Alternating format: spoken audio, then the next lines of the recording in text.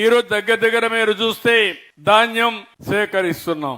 ధాన్యం సేకరించేదానికి WhatsApp message లో పెడితే తద్వారా ప్రొక్యూర్మెంట్ చేస్తున్నాం. మళ్ళీ 48 గంటల్లో వాళ్లకు ధాన్యానికి ఇవ్వాల్సిన డబ్బులు కూడా వాళ్ళ అకౌంట్ లో వేస్తున్నాం. వేసిన తర్వాత మళ్ళా ఒక ఫోన్ చేసి సక్రమంగా వచ్చిందా లేదా, అవకతవకలున్నాయా, ఇబ్బందులు పెట్టారని కనుక్కునే పరిస్థితికి వస్తున్నాం. ఇప్పటికే మీరు చూస్తే 82,573 మందికి రైతన్నల దగ్గర నుంచి 6 లక్షల మెట్రిక్ టన్నులు ధాన్యం సేకరించాం. 1,400 కోట్ల రూపాయలు 48 గంటల్లోనే పే చేసే పరిస్థితికి వచ్చాం. పోయిన గవర్నమెంట్ 1,674 కోట్ల రూపాయలు అప్పు పెట్టారు. అప్పు పెట్టడమే కాకుండా చాలా ఇబ్బందులు పెట్టారు.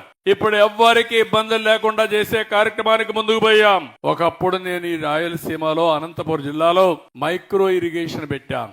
90% సబ్సిడీతో మీకందరికి కూడా డ్రిప్ ఇరిగేషన్ గాని స్ప్రింక్లర్ ఇరిగేషన్ గాని ఆ రోజు ఇచ్చాను. దానివల్ల పెద్ద ఎత్తున మనకు న్యాయం జరిగే పరిస్థితి వచ్చింది. ఈ రోజు మళ్ళీ 90%తో అనంతపూర్లో డ్రిప్ ఇరిగేషన్ ఇస్తాం మీ అందరికీ. అనంతపూర్ అంటే నాకు 10 ఎకరాలున్నా మీకు రేషన్ కార్డు ఇచ్చిన ఘనత తెలుగుదేశం పార్టీది. దానికి కారణం 10 ఎకరాలు ఉంది గాని దాంట్లో ఆదాయం లేదు.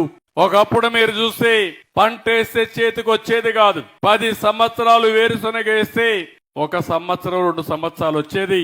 8 సంవత్సరాలు పంట కూడా పెట్టుబడి కూడా వచ్చేది కాదు. అందుకే ఆ రోజు నేను ఆలోచించి మొట్టమొదటిసారిగా దేశంలోనే ఇన్పుట్ సబ్సిడీ, పెట్టుబడి సబ్సిడీ ఇచ్చిన పార్టీ తెలుగుదేశం పార్టీ అని చెప్పి కూడా నేను మీకు తెలియజేస్తున్నా.